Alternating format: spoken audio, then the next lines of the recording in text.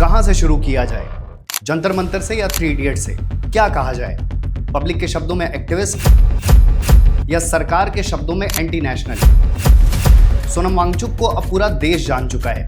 लोग उनका समर्थन कर रहे हैं, उनके लिए जंतर मंतर पर इकट्ठा हो रहे हैं और उम्मीद कर रहे हैं कि सरकार उनकी खैर करे। लेकिन सरकार ने क्या किया?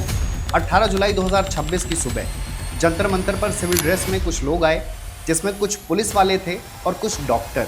सभी सोनम वांगचुक के अनशन स्थल पर पहुंचे, उनके चारों तरफ सफ़ेद चादर लगाई, फिर उन्हें उठाकर ले गए।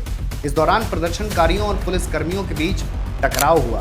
प्रदर्शन करने वालों का कहना था कि पुलिस ने उनके साथ मारपीट की। सोनम वांगचुक बीते 20 दिनों से अनशन कर रहे थे। मुद्दा था अलग अलग परीक्षाओं के पेपर लीक, जिसमें सबसे अहम था नीट पेपर लीक। दिल्ली के जंतर मंतर पर चल रहे इस प्रदर्शन और अनशन की दूसरी सबसे बड़ी मांग है शिक्षा मंत्री धर्मेंद्र प्रधान का इस्तीफा। प्रदर्शन में सोनम वांगचुक के साथ खड़े लोगों में दूसरा बड़ा नाम है सीजेपी, कॉकरोच जनता पार्टी, जिसके फाउंडर हैं अभिजीत दीपके। उनके साथ दो और बड़े चेहरे, विजेता दहिया और सौरभ दास। सभी का एक सूत्रीय एजेंडा, धर्मेंद्र प्रधान का इस्तीफा। सोनम वांगचुक को धरना स्थल से हटाए जाने के बाद अभिजीत दीपके ने देश के प्रधानमंत्री नरेंद्र मोदी का इस्तीफा मांग लिया। तो ये थी दिल्ली में चल रहे अनशन की वर्तमान यथास्थिति। लेकिन आगे क्या? जनता के मन में बहुत से सवाल हैं। शुरुआत करते हैं सबसे पहले और सबसे जरूरी सवाल से। क्या सोनम वांगचुक के साथ सही हुआ? इसका सबसे सीधा जवाब है नहीं। लोकतंत्र में विरोध करना, सवाल उठाना और जनता के साथ सड़क पर उतरना एक सुंदर प्रक्रिया है। कम से कम उस सुंदर प्रक्रिया पर प्रहार नहीं होना चाहिए। लोकतंत्र में होने वाले प्रदर्शन सरकारों की जवाबदेही तय करते हैं। प्रदर्शन नहीं होंगे, प्रतिकार नहीं होगा, तब हर सरकार मनमानी करती रहेगी। सरकार को ये बताने या समझाने का कोई तरीका ही नहीं होगा कि सही क्या और गलत क्या। और मान लीजिए कि आपको सरकार का कोई काम पसंद नहीं आया, सरकार की कोई बात ठीक नहीं लगी, उस सूरत में आपके प्रश्न करने का अधिकार छीना नहीं जा सकता है। लेकिन जंतर मंतर पर यही हुआ। सोनम वांगचुक को हटाना एक लोकतांत्रिक अधिकार छीनना ही है। हर तरह की संभावनाओं में जिम्मेदार सरकार ही होती। इन 20 दिनों में सोनम का 8 से 9 किलो वजन कम हुआ था। अन्य जांचों में भी नतीजे असामान्य थे। ऐसे में अगर सोनम वांगचुक की सेहत बिगड़ती तो उसकी जिम्मेदारी भी सरकार की ही होती। और अब जिस तरह सोनम को अनशन स्थल से हटाया गया, उसके लिए भी जिम्मेदार सरकार ही है। हालांकि दिल्ली पुलिस का कहना है कि उन्होंने दिल्ली हाईकोर्ट के एक आदेश का पालन किया है। कुछ दिन पहले कोर्ट में एक जनहित याचिका दायर की गई थी, जिसमें सोनम की बिगड़ती सेहत पर चिंता जताई गई थी। उस पर कोर्ट ने कहा था कि उनकी सेहत पर निगरानी रखी जाए, जबरन मेडिकल ट्रीटमेंट की आवश्यकता हो तो वो भी दिया जाए। सोनम वांगचुक की पत्नी गीतांजलि जे अम्मो ने साफ कहा है कि उनकी और उनके डॉक्टर की अनुमति के बिना सोनम को दवा न दी जाए। उन्हें कुछ हुआ तो वो सभी को जिम्मेदार मानेंगी। अम्मो का कहना है कि आर्टिकल 32 के तहत सोनम को ऐसे हटाया नहीं जा सकता है। यही पूरे विषय का सारांश है। सोनम के अपने अधिकार हैं, अपनी अभिव्यक्ति है और अपना विरोध है। लेकिन सवाल सोनम पर भी कम नहीं है। इसके पहले जब सोनम वांगचुक लद्दाख को 6th शेड्यूल में शामिल किए जाने को लेकर प्रदर्शन कर रहे थे, तब उन पर काफ़ी सवाल उठे थे। मीडिया रिपोर्ट्स में ये बात कही जाती है कि सोनम भले ये बात कहते हैं कि वो गांधी जी के रास्ते पर चल रहे हैं, उनके प्रदर्शन में हिंसा नहीं होती, लेकिन लद्दाख के लिए स्टेटहुड मांगते समय उनके प्रदर्शन में खूब हिंसा हुई। एक वर्ग ने तो उसकी तुलना नेपाल के जिंजी प्रोटेस्ट से की थी, जिससे सीधा नुकसान सिर्फ आम लोगों का ही होना है। फिर आता है सवाल नंबर 2, अभिजीत दीपके और सीजेपी कितने सही हैं? चंद रोज पुरानी बात है जब अभिजीत दीपके ने एक इंटरव्यू में कहा था कि उन्हें माइग्रेन की समस्या है, उनसे भूख बर्दाश्त नहीं होती। नहीं भूख हड़ताल मैं तो मुझे नहीं लगता यार मेरे बस की है। माइग्रेन का प्रॉब्लम है यार। बर्दाश्त नहीं होती का क्या मतलब है भाई?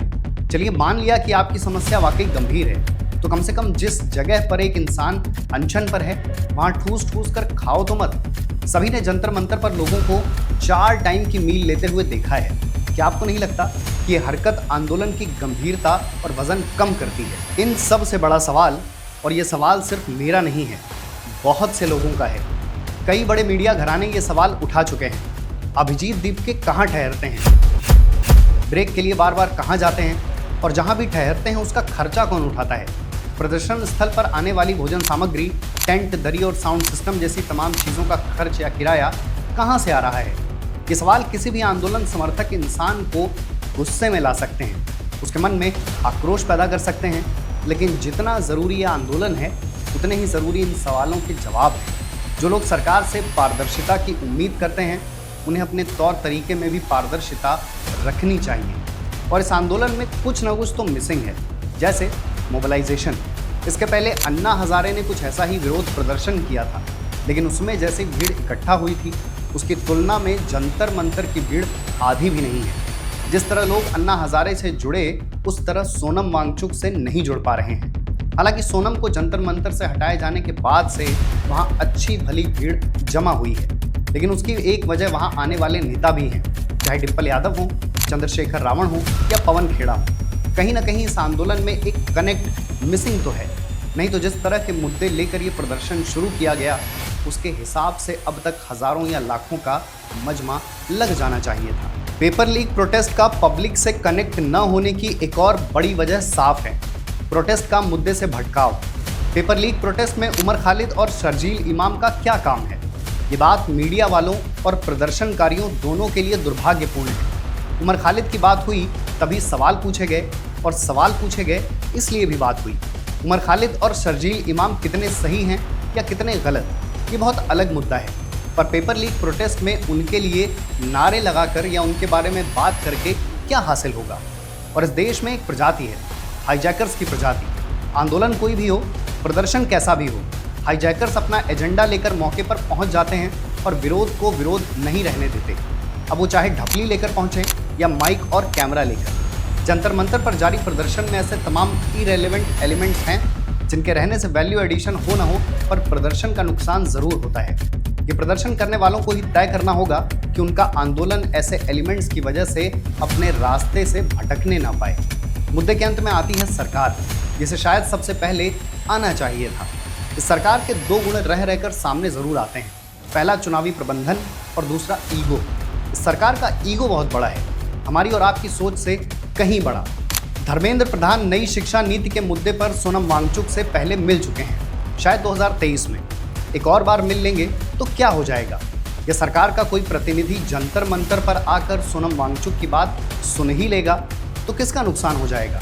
इससे सरकार का ईगो मरेगा नहीं, बल्कि जनता में ये संदेश जाएगा कि सरकार ने कम से कम सोनम को सुनने या समझने का प्रयास तो किया। आखिर सवाल तो देश के बच्चों का है, उनके भविष्य का है।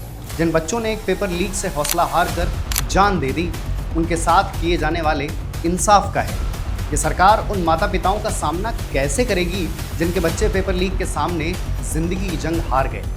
धर्मेंद्र प्रधान कितना भी दिलासा दे लें या कितने भी वादे कर लें, पर पेपर लीक का हिसाब कभी चुका नहीं पाएंगे। अभी तक सरकार ने पेपर लीक के मुद्दे पर एक भी ऐसी बात नहीं कही जिससे बच्चों के मन में भरोसा पैदा हो सकता है हमारे माता पिता की पीढ़ी इस सरकार से खुश हो, पर जेनजी और मिलेनियल्स बेहद नाखुश हैं। पहले बेरोजगारी के मुद्दे पर और अब पेपर लीक के मुद्दे पर। ये बात मोदी जी को भी समझनी पड़ेगी कि सिर्फ छोटे बच्चों के साथ हाई क्वालिटी रील्स बनवाकर आप बच्चों के बीच हिट नहीं हो सकते। उसके लिए आपको उनकी बातें भी सुननी और समझनी पड़ती हैं। यहाँ बात सोनम वांगचुक या अभिजीत दीपके की है ही नहीं। वो पहले क्या थे, अब क्या हैं, उनकी मंशा क्या है? मामला इन सवालों से कहीं बढ़कर है। सरकार के पास अभी भी समय है, जो सही है वो हर हाल में होना चाहिए।